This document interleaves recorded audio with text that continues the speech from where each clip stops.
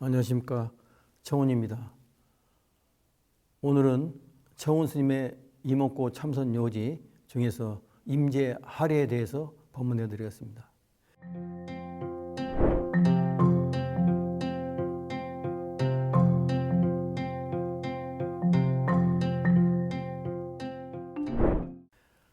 임재 스님이 황벽 스님 휘하에서 수행할 때 스님의 행이 순수하고 깊이가 있으므로 윗수자인 목주 스님이 감탄해서 물었습니다. 그대는 여기 와 있는 지가 얼마 되는고 하니까 3년이 됐습니다. 3년 됐습니다 했습니다. 지금까지 조실 스님에게 법을 물은 적이 있는가? 여기서 조실 스님은 황벽선사를 말씀드리는 겁니다. 아직 묻지도 않았지만 무엇을 물어야 할지도 모르겠습니다 했습니다. 그대는 어찌 조실 스님께 불법의 대의를 묻지 않습니까? 이에 임재 스님은 바로 가서 물었습니다. 무엇이 불법적 대의, 무엇이 불법의 뜻입니까? 이렇게 물었습니다. 그 묻는 소리가 끝나기도 전에 황벽 스님은 바로 몽둥이로 임재 스님을 후려 갈겼습니다. 왜 맞는지도 모르고 맞으면서 기어 나왔습니다. 처음에 들어갔을 때입니다. 목주 스님이 다시 또 임재 스님에게 물었습니다. 문답은 어찌 되었는가? 제가 묻는 소리가 끝나기 전에 스님은 바로 후려 갈겼습니다. 저는 무엇인지도 모르고 맞고 나왔습니다. 이에 어쨌든 목주 스님께서 다시 한번 가서 물어보게 또 했습니다. 이와 같이 3번을 묻고 3번을 몽둥이로 맞고서 난 후 나는 이제 떠나야 되겠습니다 하니 목주 수자가 황벽 스님께 가서 말씀해 드렸습니다. 이번에 저 법을 물은 임재는 대단히 여실진실하니 하직 인사를 할 때에는 잘 지도해 주시기 바랍니다. 앞으로 천하 사람들을 위한 큰 그릇이 될 것입니다 했습니다. 이에 임재 스님이 하직 인사를 드리러 올라가니 황벽 스님께서 말씀하셨습니다. 다른 곳으로 가서는 안 된다. 너는 저 고안의 탄두에 있는 대우 스님께 가거라 했습니다. 반드시 너를 위하여 설을 해줄 것이니 그리 가라 했습니다. 그리하여 임재 스님은 대우 스님께 갔습니다. 대우 스님이 물었습니다. 어디서 왔는가? 황벽 스님 휘하에서 왔습니다. 황벽 스님은 무슨 말이 있었는가? 제가 불법의 대의를 3번 물었다가 몽둥이로 한 번도 아니고 3번이나 얻어맞고 기어 나왔는데 저에게 무슨 잘못이 있습니까? 없습니까? 하고 물으니 황벽 스님이 대우 스님 말씀이 황벽 스님이 그렇게 높아지심하여 너를 위하여 수고해 주셨는데 그걸 모르겠느냐 했습니다. 그런데 어떻게 그걸 모르고 여기 와서 나에게 바보같이 묻는구나 이렇게 했습니다. 그러자 임재 스님은 이 말에 크게 혼자처럼 깨닫고 말했습니다. 원래 황벽 불법 무자다라구나. 원래 황벽 불법은 무자다라구나. 이 말은 무슨 뜻이냐면은 원래 이 황벽의 불법은 아무것도 아니구나. 이렇게 이야기를 한 겁니다. 이 말을 들은 대우 스님이 임재의 멱살을 움켜 잡고 이 오줌싸개야 방금 잘못이 있습니까 없습니까 하고 묻더니 이제는 황벽 불법이 별거 아니다고 하니 도대체 너는 무슨 도리를 보았기에 이렇게 말을 하느냐 하고 빨리 말해라 하면서 그 멱살을 잡고 흔들었습니다. 하니까 임재 스님이 허허 웃으면서 대우 스님의 옆구리를 꾹꾹 3번 또 찔렀습니다. 여기에서 이제 그 법이 다 그 오가는 겁니다. 이심전심으로. 말과 어떤 언어를 또 통하지 않는 깨친 분상에서만이 통할 수 있는 이 법거래입니다. 옆구리를 꽂고 3번 찌르니까 이렇게 그 도리를 전해 드리니까 대여스님 말씀이 너희 스승은 황백이지 내가 아니다 이렇게 했습니다. 그러자 임재스님은 대우스님을 하직하고 다시 또 황백스님에게 갔습니다. 내 놈이 황백스님이 가서 삼배를 올리니까 내 놈이 이렇게 왔다 갔다 하면은 어떻게 언제 깨질 것이냐 하고 이제 그 또 한번 임재스님께 황백스님께서 말씀하셨습니다. 다만 조지스님이 노파심절 남의 일을 지나치게 걱정하는 거 그걸 이제 노파심절이라고 하는데 노파심절 하시기 때문입니다. 이렇게 그 임재스님이 말씀하셨습니다. 그의 이제 그 말 끝에 황백스님께서 대우 스님은 무엇이라고 말씀하시더냐 이렇게 다시 한번 또 물었습니다. 임재스님은 대우 스님과의 그 일을 소상히 다 이렇게 처음부터 끝까지 말씀드리니 황백스님께서 말씀하셨습니다. 어떻게든지 이 사람 대우를 한번 붙잡아서 한번 몽둥이 찜질을 또 대야 되겠구만 이렇게 혼자 말씀하셨습니다. 이게 무슨 말씀이냐면은 그 대우 스님 우리 임재스님이 가서 이제 그 깨친 그 도리 분상을 다 그대로 이야기하니까 그 황백 선생께서 내가 이 대우 이 사람을 붙잡아 가지고 언제 한번 또 몽둥이 찜질 대야 되겠구만 이렇게 또 말씀하신 겁니다. 하니 임재 선사께서 그 말 듣고 뭐 멀리 갈 거 있습니까? 지금 여기서 바로 먹이십시오 이렇게 했습니다. 그러니까 뭐 멀리 갈 거 있습니까? 거의 뭐 저 고안까지 대우스님 만나러 가서 또 저 몽둥이 찜질 할 거 뭐겠습니까? 여기서 바로 해치우십시다 해가지고 임재 스님이 손바닥으로 황백 선사의 뺨을 갈겼습니다. 그러니까 이 제자가 스승의 뺨을 갈긴 겁니다.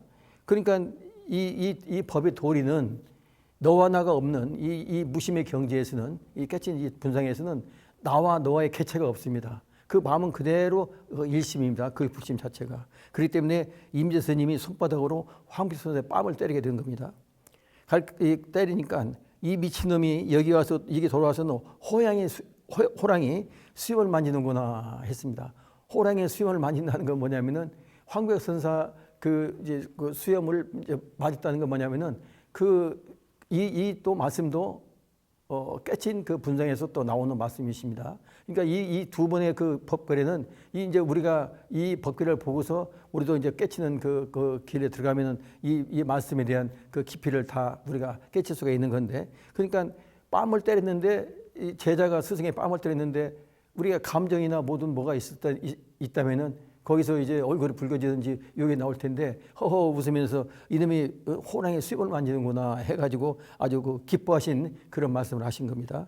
그러자 임재 스님이 바로 거기서 호랑이 수염을 만지는구나 하는 데서 바로 거기서 임재 선사께서 할을 했습니다. 그래서 이제 그 임재 선사가 할의 유래가 된 겁니다. 그래서 임재 선사께서는 그 평생을 법거래할 때 어느 것이 불법이 대입니고 아니면 그 할로서 그 제자들을 대접하고 이 임재종의 그 기초가 된 겁니다. 이렇게 깨치면 언어와 문자를 떠난 이심전심으로 스승의 뺨을 갈기고 인간을 받으면서 임재의 활의 선풍이 일어나게 된 겁니다. 여기서 이제 그 황백 선사에 대한 그 개성이 있는데 이 개성에서 한번 말씀드리겠습니다. 진로 형탈 사배상이요. 긴파 승두 주일장인데 불시일번 한철고리라 쟁등매와 박배양 했습니다. 이 말의 뜻은 진로 형탈 사배상이라는 건 무슨 말씀이냐면은 생사해탈이 그렇게 보통 쉬운 게 아닙니다. 우리가 생사해탈 많이 말씀을 들었습니다만은 그 생사해탈이 그렇게 쉽게 되는 건 아닙니다. 우리 성객들도 평생을 참선을 해도 그게 얻을지 말지 하는 건데 우리 불자님께들에게서는 보통의 힘을 써서는 되는 게 아닙니다. 그래서 이제 진로 형탈 사배상이요. 그 생사해탈하는 일이 보통 뭐 쉬운 일이 아니라고 하는 거 말로서 할 수 없는 아주 어려운 일입니다. 근데 긴파 승두 주일장이라 우리가 긴파 승두 화두를 꼭 잡아서 한번 잡고서 한바탕 애를 써야지 이 문이 열린다 이 말씀입니다. 화두. 그러니까 긴파 승두 주일장이요. 그 말씀이 뭐냐면은 화두 공안을 잡고 한번 우리가 힘을 써야지 이 문이 열리게 된다, 그 말씀입니다. 그래서 부실번 한철고리라, 이 뼈를 깎는, 이 살을 내는 차가움에 그 차가움이 한번 뼛속을 사무치지 않으면은 어찌 매와 향기가 부실번 한철고리 갱등매와 박배향이라, 어떻게 그 코를 찌르는 매와 향기의 그 향기를 맡을 수 있을까 하는 이 사국입니다. 그래서 이제 이 황벽 선사께서 지금 이 사국에서 진로 형탈 사비상이요 긴파 성두 주일장인데 불실번 한철골인데 쟁등매와 박배향이라 하는 이 사국에는 우리가 생살해탈하는 것이 그렇게 보통 일이 아닙니다. 우리가 평생을 주야로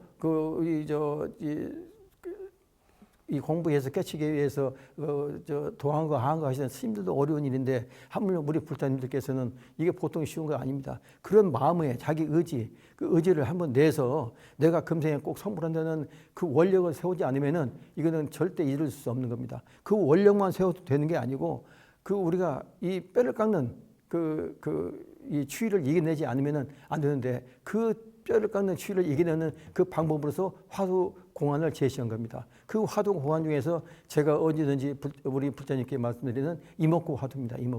이목구 화두를 생활 속에서 앉아서나 자나 깨나 그저 언제든지 이 화두 공안을 그저 불철주야로 이 원력을 세워서 하신다면은 그 원력의 그 답은 꼭 오게 되어 있는 겁니다. 화두가 의심하는 힘이 작으면은 망상이 화두를 안 되게 당겨 끌어내는 겁니다.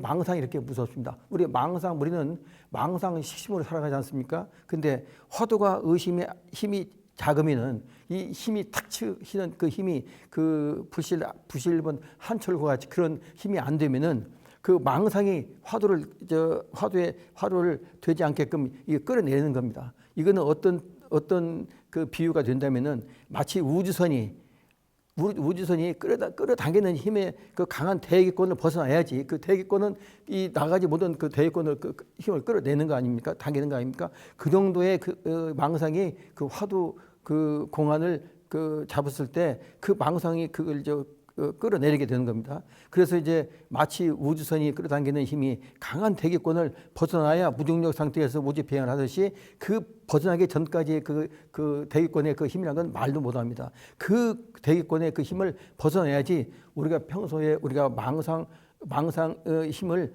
누르고 화두가 수승하게 되는 겁니다. 그래서 범부는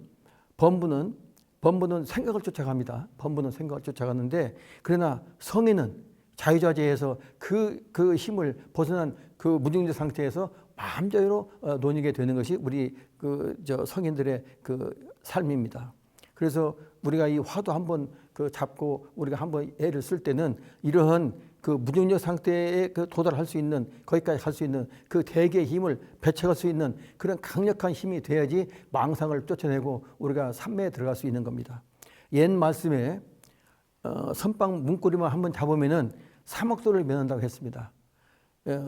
그렇게 우리 선가에서 적었는데, 우리 부처님께서 선빵 문고리만 한번 잡아도 사막도를 면한다고 했는데, 다사행검로로 지어온 이 수미상관은 많은 업창고의 그 쇠통 자물쇠를 열고 들어가는 그 가장 유일한 그 열쇠가 화두 이목구입니다. 그러니까 아무리 수미산만은 큰 업창고를 잠궈 놓는 쇠통의 그 자물쇠를 해도 화두 이목구의 그 열쇠로 우리가 뚫고 들어갈 수 있는 겁니다. 그래서 제가 이 화두 이목구 참선법에 대해서 이렇게 우리 불자님들끼리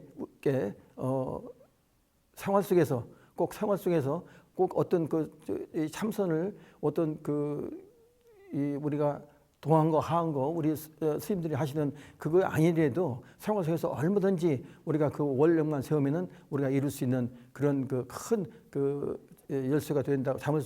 자물쇠를 통을 여는 열쇠가 된다는 말씀을 드리면서 오늘 법문은 여기서 마치겠습니다. 감사합니다.